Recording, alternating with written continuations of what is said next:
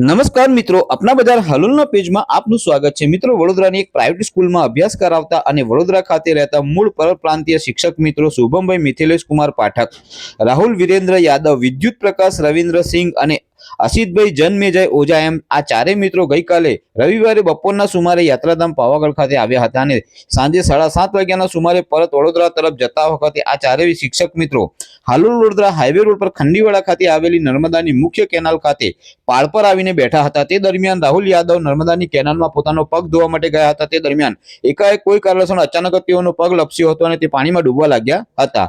જેમાં તેઓએ બૂમાબૂમ કરતા તેઓના મિત્ર શુભમ પાઠક, જેમને તરતા આવડતું હતું, જેને લઈને તેઓ રાહુલને બચાવવા માટે નર્મદાના ધસમસતા વહેતા ઊંડા પાણીમાં કૂદ્યા હતા, પરંતુ તેઓ પણ ડૂબવા લાગ્યા હતા, જેમાં બંને મિત્રો એક સાથે નર્મદાના વહેતા પાણીમાં ડૂબી તણાઈ ગયા હતા, જેમાં બનાવ અંગેની જાણ તાત્કાલિક સ્થાનિક પોલીસ તેમજ હાલોલ નગરપાલિકાની ફાયર ફાઈટરની ટીમને કરાતા